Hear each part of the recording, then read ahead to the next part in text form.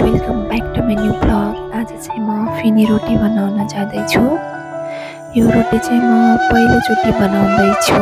हेरौँ कस्तो बन्छ। तिहार नजिकै आउँदाखेरि चाहिँ हामी चाहिँ यस्तो रोटी बनाउन जाँदैछौँ। यो रोटी बनाउनको लागि चाहिँ मैदा लिएकी छु मैले।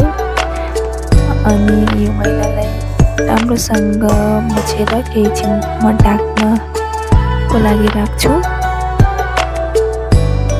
अब चाहिँ म साटो बनाउँछु। यसमा चाहिँ 4 चम्मच घिउ हालेँ अनि त्यसपछि चामलको पिठो हालेर दुईटैलाई मिक्स गरेँ।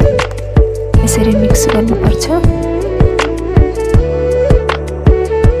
अब चाहिँ राखेको आटालाई चाहिँ म दुई भागमा बाँड्दैछु। अनि दुई भागमा यसरी काटेर अब म एक भागलाई चाहिँ यसरी म बेल्दैछु। यसलाई राम्रोसँग बेल्ने, एकदम पातलो बनाउने, धेरै मोटो बनाउनु हुँदैन, पातलो गरेर बेल्नु पर्दछ।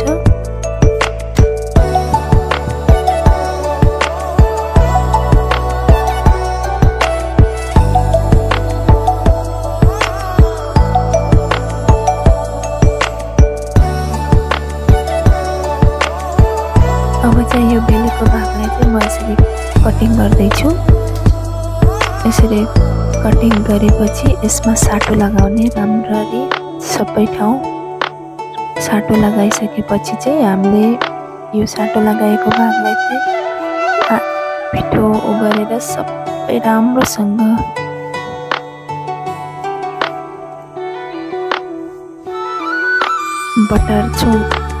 बटार्छु अनि बटारेपछि चाहिँ यसरी अब चाहिँ यसलाई कत्रो साइज चाहिन्छ त्यो अनुसार मोडेर फोल्ड गरेपछि काट्दै जानुपर्छ। त्यसरी फोल्ड गरेर त्यसपछि आफूले कत्रो साइज चाहिन्छ त्यही साइज अनुसार काटिदिने।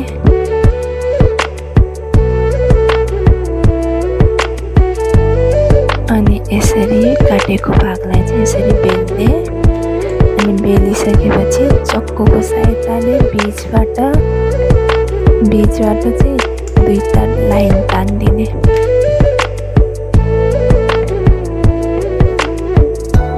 अब चाहिँ यसलाई चक्कुको सहायताले बीचबाट दुईटा लाइन तान्ने।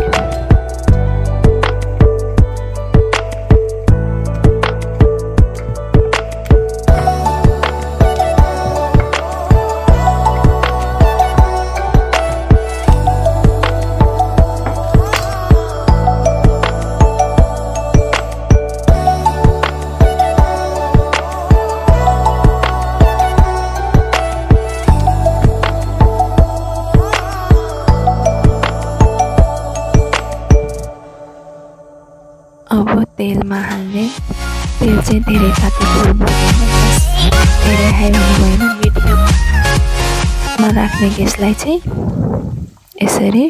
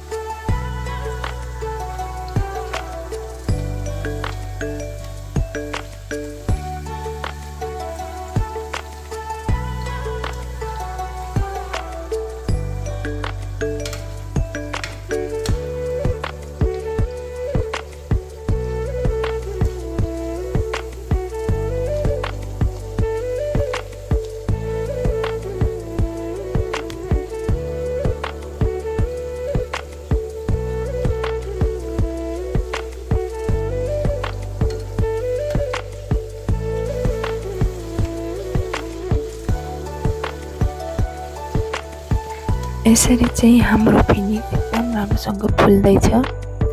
यो चाहिँ हाम्रो फेनी रोटी रेडी भइसकेको छ गाइज। भिडियो हेर्दै गर्नुहोला। Keep watching. Thank you.